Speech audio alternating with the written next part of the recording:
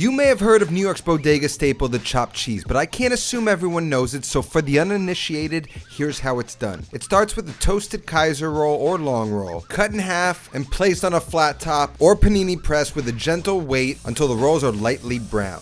While the bun toasts, we can add our burger patty to the griddle. And if the patty's thick, I like to give it a little smash down so it makes good contact with the pan. And then let it brown on that first side. Once browned, flip the patty and then brown it on the other side. And while it's browning, add on top some onions and season them with salt. After a minute or two, start to chop up the patty and the onions into a mince.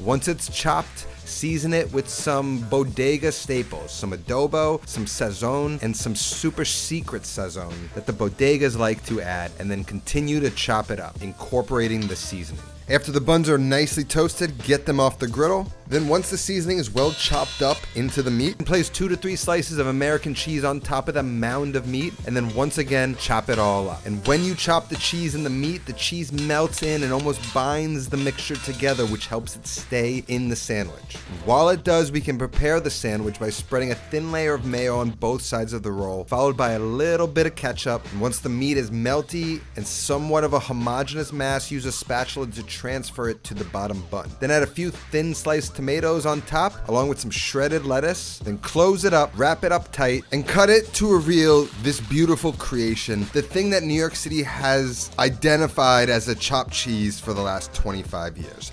However, the classic New York City chopped cheese has changed. How, you ask? Let me explain. The classic chopped cheese was invented here, Hadjii's Deli in Harlem, now named Blue Sky Deli, by this guy, Frankie Frank. How you doing? I'm Frankie Frank. I make the best chopped cheese in this neighborhood, Hadjii's. I'm working here for almost 3 decades. The most New York guy you've ever seen. Hey, how you doing, Bob? The man. Frankie Frank, baby.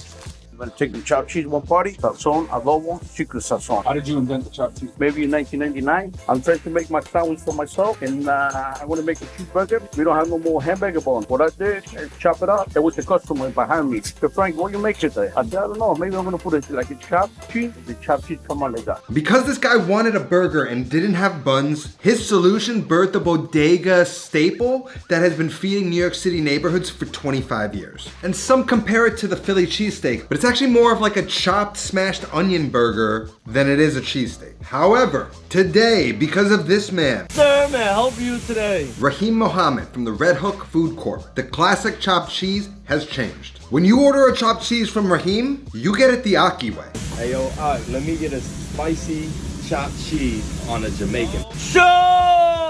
Ocky stems from the word Aki, which means brother in Arabic. And when you get a chopped cheese the Ocky way, it's a vastly different experience. He'll make you a chopped cheese on a Jamaican patty. He'll make you one on a pancake. He'll make you one with mozzarella sticks and hash browns. And if you bring in a live lobster, he'll cook that too.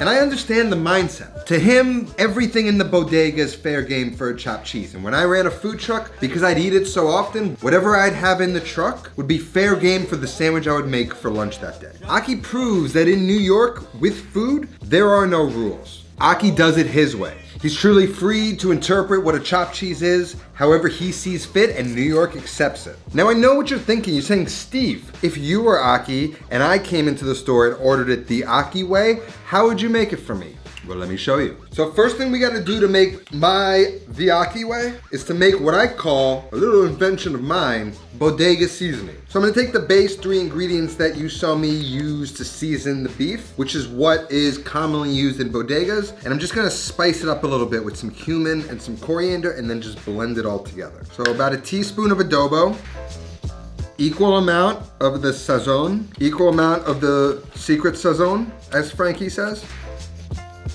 equal amount of cumin and equal amount of coriander. And then just a little black pepper. We'll season with salt separately. And then you just mix that up.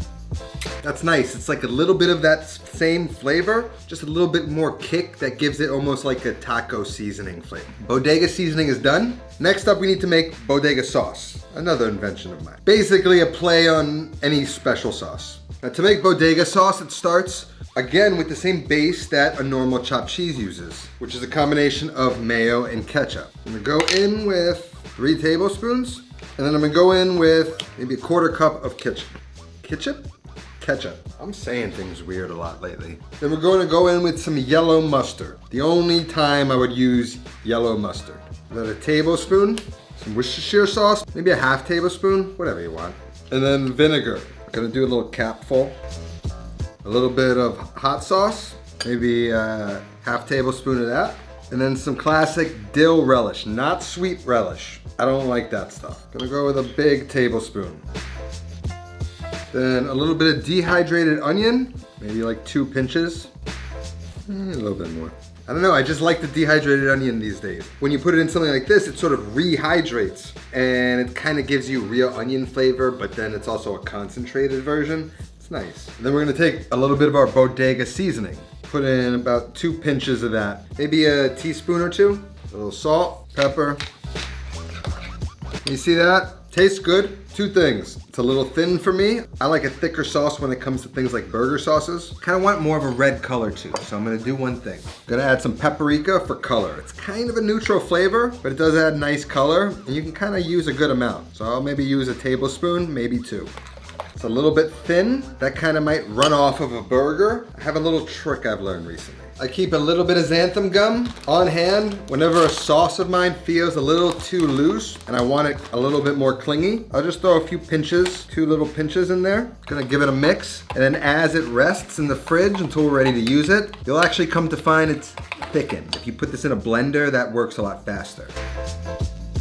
Could use a little bodega seasoning, to be honest. Already a little bit thicker, and it'll get even thicker as it chills out in the fridge. Bodega sauce is ready. Can hang out, chill in the refrigerator. We'll check back before we're ready to use it, see how it's tightened up. Then I've got my cheeses, which I'm gonna use a blend of shredded cheddar, just some mild stuff that's gonna give us a nice kind of stringy texture to the cheese and flavor. Then of course we're gonna use American cheese, which is the classic cheese to use in a chopped cheese, but we're using the good stuff, the new school American cheese by my friend Eric Greenspan. Started off as a block trying to make better American cheese, and now they have shredded cheese as well as cheese in slices. So keep an eye out for them, and if you don't see them near you, go complain to Eric Greenspan and try and connect him with a store that could stock his cheese for you. But I'm gonna use the shredded cheese in the bag that he sent me, as well as shredding up my own cheddar. This is about 8 ounces of cheese. I'm gonna take about half of that and just blend it with some of this new school American. And there we have our cheese blend. Now we just need to chop everything. First, we need about a half of an onion. I'm just gonna sort of chop that into a small dice. That's gonna get worked into the burger patties. Put that into a bowl, set that aside.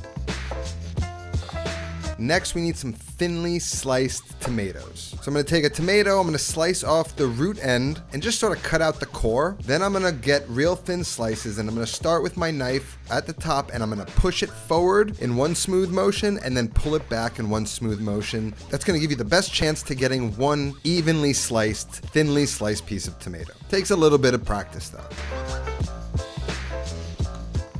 Next up, we've got iceberg. I need about a third of the head of iceberg, and you want some good iceberg. You see how tight this bundle is? We're just gonna lie this flat and cut this as thin as we can into a beautiful shredded lettuce, which to me is the ideal way lettuce should be put in sandwiches. Next up, we've got our meat. And you wanna use good meat. Rahim actually grinds his own for his chopped cheese, and my favorite market actually makes their own little sliders out of short rib and brisket. So these are some short rib sliders. They were 4 patties. I used one for the first chopped cheese, and it was a pound of meat divided into 4 patties, so they're quarter-pound patty. Then we gotta talk about the bun. So I'm gonna use the Kaiser roll just like I used before, but I'm gonna make a little garlic bread out of it. So here I have some softened butter. This is a little trick I used to use when I used to work in like snack bars and when I wash dishes in restaurants. I'd take some softened butter and mix it with a bunch of garlic powder. Smear it all over a Kaiser roll, toast that up, and then I would make like a bacon, egg, and cheese or Philly cheesesteak with garlic bread. So we're gonna do the same thing today. Spread that all over the bread.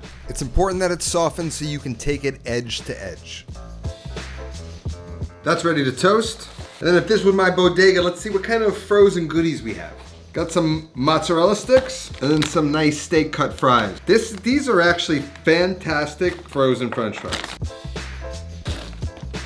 So we've got our rolls, our French fries, our mozz sticks. I'm going with some Doritos in there for some crunch. Our bodega sauce is now nice and thick. Yeah, it's a wild sandwich, but I'm trying to channel my inner Ocky way without getting too ridiculous like maybe some of his sandwiches can get. So let's get started. First, we need to fry the french fries and the mozzarella sticks. So in a small pot with about an inch or oil or so preheated on medium-high heat until it reaches 355 degrees. Once it does, drop the french fries in, and once they're golden brown, you can remove them on a wire rack and season them with salt, maybe 4 or 5 minutes. Then drop in the mozzarella sticks, cook for a few minutes until golden brown, and then set on the wire rack to cool. Now we can throw on our toasted garlic bread on the cooler side of the griddle, and then we're gonna place a weight on top and allow that to brown. On the hot part of the griddle, we can throw on our burger patty. And again, I like to smash it down a little bit just because it's on the thicker side. I'm gonna give a quick check on my buns and give them a rotate so they brown evenly, and brown it on one side and then flip, and then add the onions, season them with a bit of salt.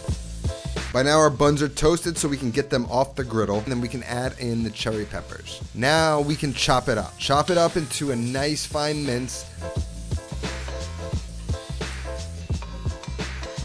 Then once we chop it up, we can add the seasoning, the bodega seasoning. Once we add the seasoning, then we chop it up again to incorporate those seasonings into the meat. And then before we add the cheese to the meat, I just want to reheat those mozzarella sticks so they're nice and melty. So back into the oil they go for another minute or so. And while that gets hot again, I'm going to add a handful or two of the American and cheddar cheese blend on top of that mound of meat. And then once again, chop it all up. Like we said before, as that cheese gets chopped up and mixed in with the meat, it sort of binds everything together so it holds nicely in this sandwich. Now the mozz sticks are done, we can get them out of the oil. And now the meat is ready, let's scoop it up and assemble the sandwich.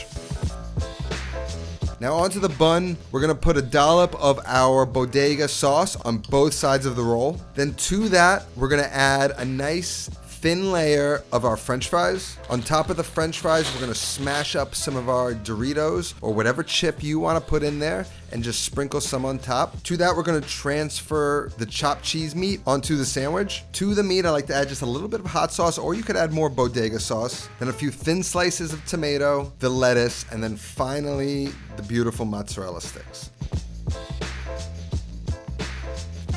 Wrap it in the paper.